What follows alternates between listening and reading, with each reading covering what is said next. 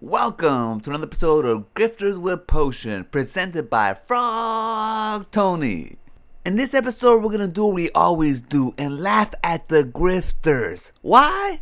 Because that's what they were put in this world for us to do. This time, they're coping hard over Assassin's Creed Shadows being a hit sensation. Ubisoft has reported that in less than a week from launch, Assassin's Creed Shadows has 2 million players already. Now, we say players because it also counts the people who played on Ubisoft service, U Plus, or whatever it's called. I don't know. But you pay $15 a month and it has its full library of games. So I'm sure it has a bunch of players who play it that way too, because, you know, it's smart to pay less to play the game if you can, or if you want to.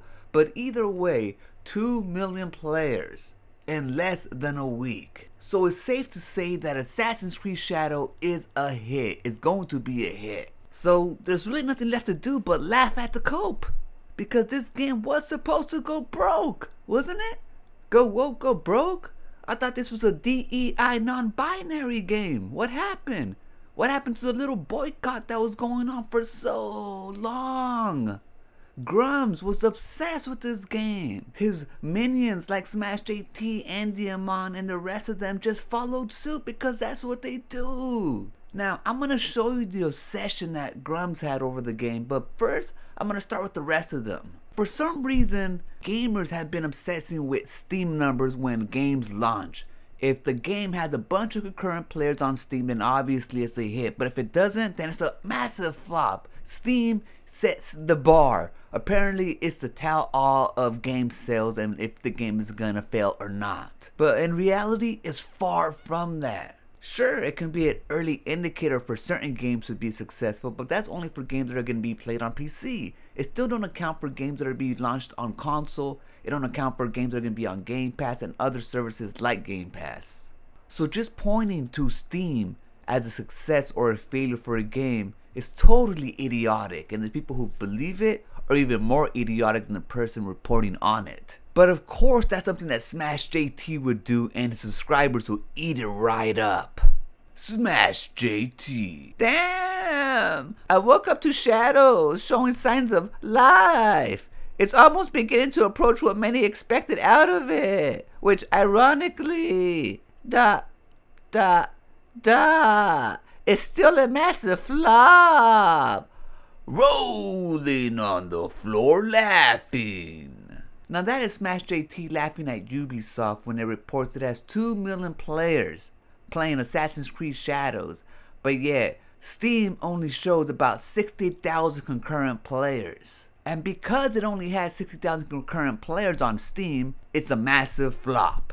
Yet little does Smash JT, the gamer, knows that this is the most concurrent players any Assassin's Creed has ever had on Steam, outpacing all the other Assassin's Creed, including Valhalla. So by all means, this is the best that Assassin's Creed has ever done on Steam. But again, this doesn't account for people who play the game mostly on consoles, and the gamers who smartly subscribe to Ubisoft's service.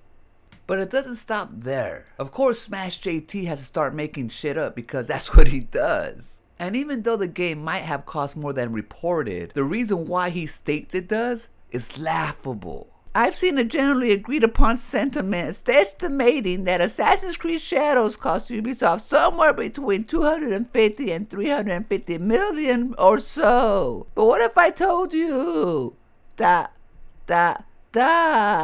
there's currently unsubstantiated rumors of it actually costing them upward to 900 million. Would you believe it? 2-hour plus end credits. Over 3,000 employees. 5+ years of development. Endless rewrites and reworkings.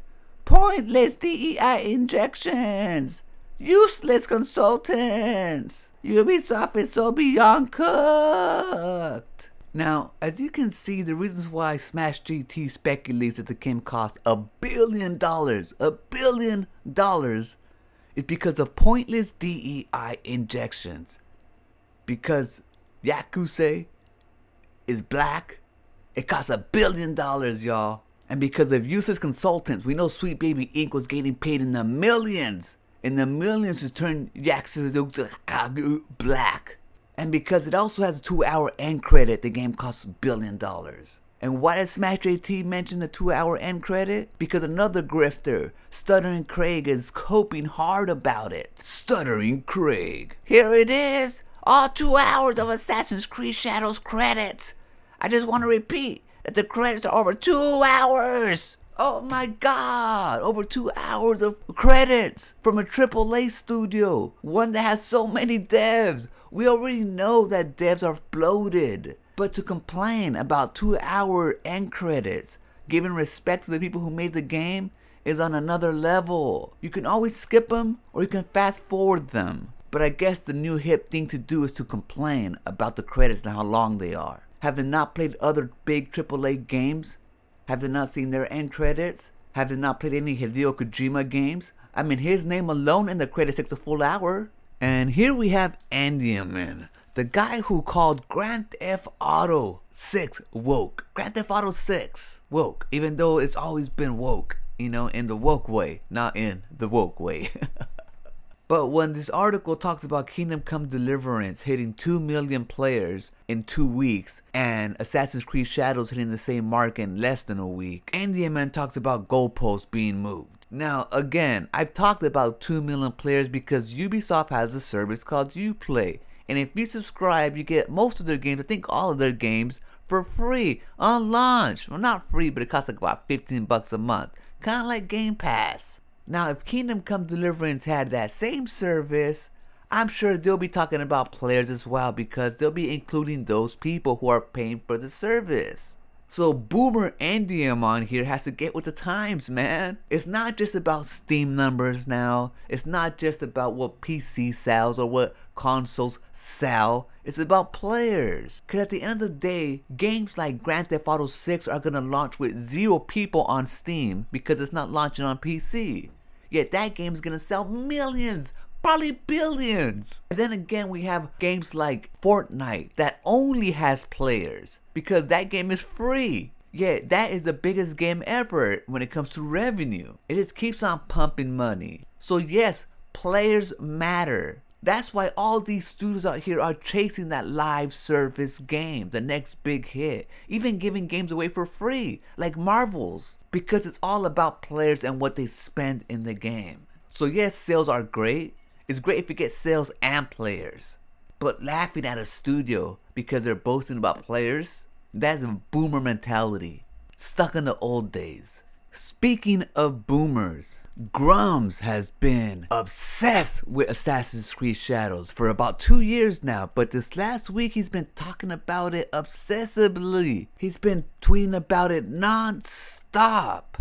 So much so that even Alyssa Mercante is clowning on him. And he's used to being clowned on. Assassin's Creed Shadows Twitter account clowned on him last week. And before that, Microsoft Game Pass Twitter clowned on him. But Alyssa Mercante goes to show how obsessed he is with it. But goes on to show that it already has 2 million players in less than a week. Proving that Grumps is out of touch. He's nothing but a boomer, almost 60 years old. Out here trying to connect with the young gamers. Because he wants to get in their pants. And when I mean their pants, I mean their pockets. He wants more money for the funding of his game Ember that's never gonna come out. Even though he's already raised $600,000 or so. Allegedly. But when it comes to Assassin's Creed Shadows being a success, it's literally driving him insane. Grums. Legacy media jumping the gun, getting it wrong again. Sorry, Alyssa. Have you seen the Steam DB numbers today? Compare them to Veilguard yet?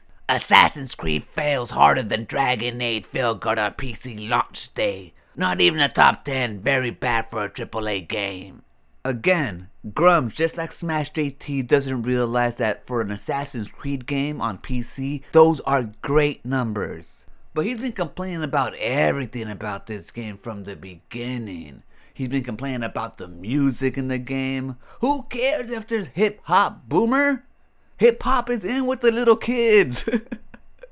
And I don't know how many times Grums has complained about the shrines being vandalized in the game. But again, you choose to press the buttons. If you don't want to vandalize things, you don't have to. And yeah, they issued a patch so you couldn't destroy them, but even then Grumps wasn't happy. Take it as a win, you freaking whiny boomer. All this time the right has been complaining about censorship, yet Grumps was leading the charge and he got it done. So it just goes to show that they're full of crap. They want to censor all the games, and that's all that this is all about. But he goes beyond silliness. He's complaining about underwear. Who did it better on the underwear? Who cares?